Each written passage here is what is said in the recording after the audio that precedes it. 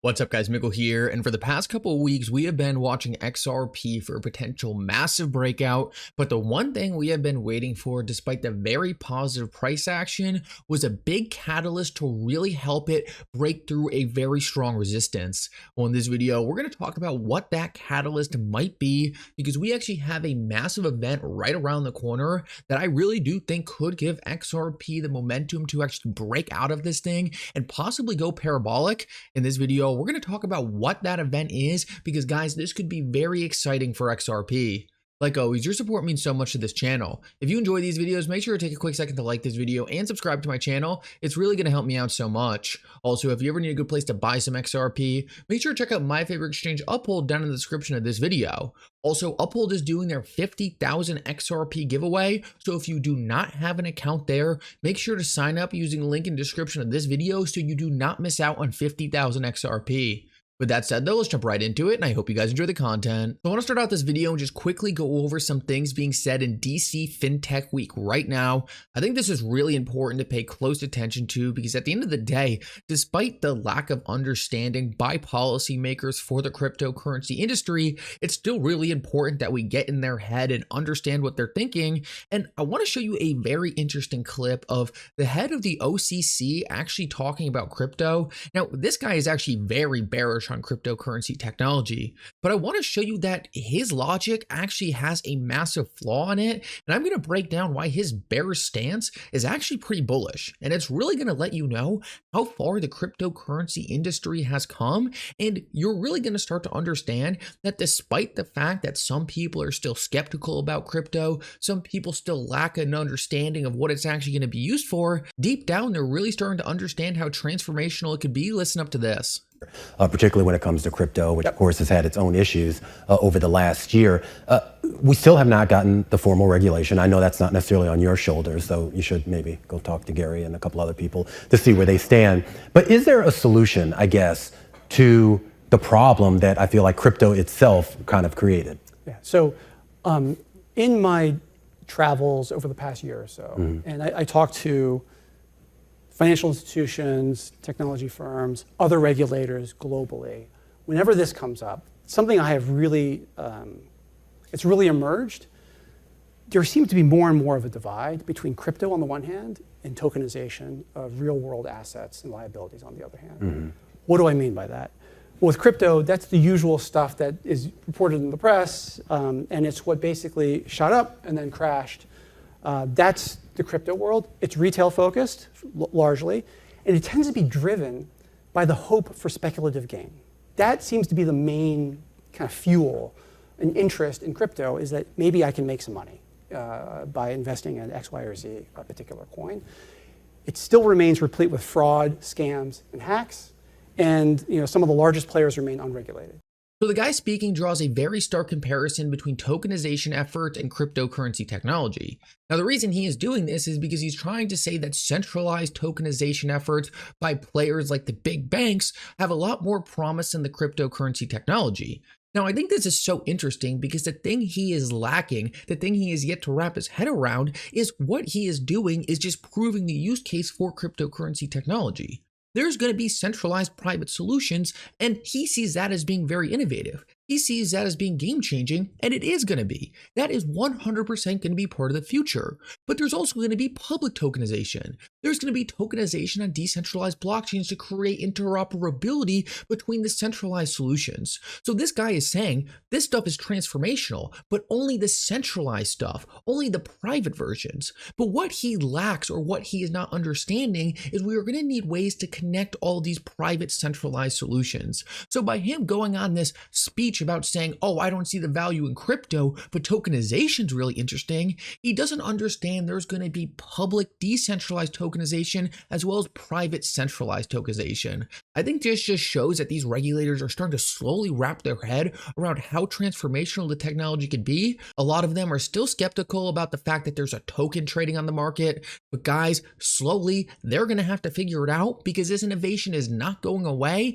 and the simple fact that he understands how powerful tokenization can be in a centralized form just shows that eventually they're going to come to see how much stronger, how much much more important decentralized public tokenization is going to be in creating an interoperable financial system.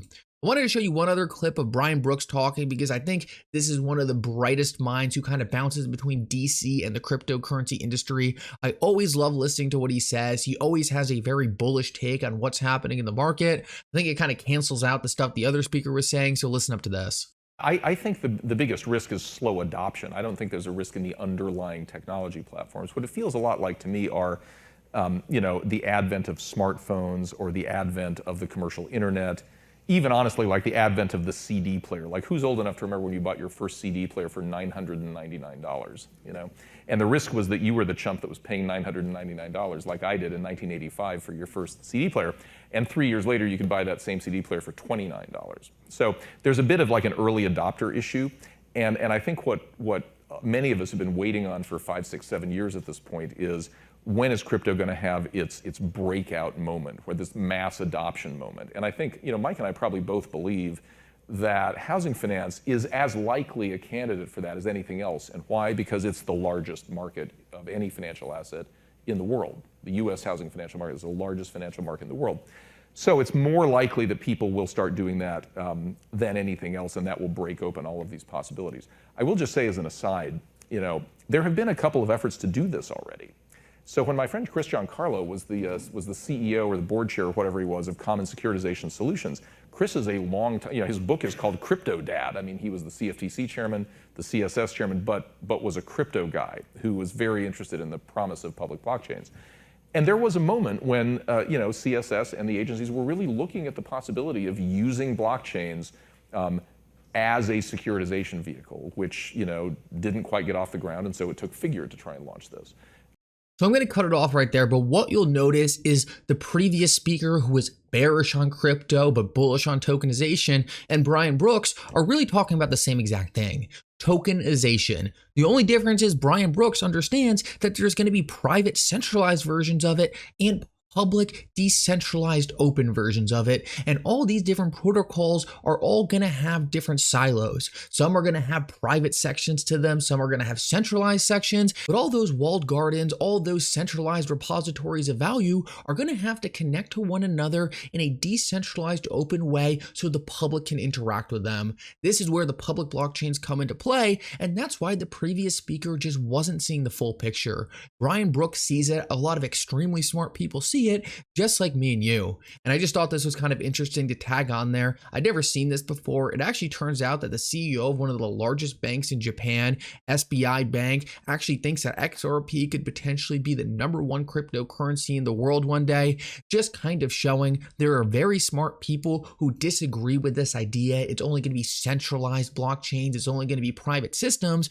More smart people than not actually think it's going to come down to the crypto assets we see today, the public blockchains that are flourishing and building in the background. The centralized solutions will no doubt play a part, but we are going to need open, decentralized protocols to link all these things together.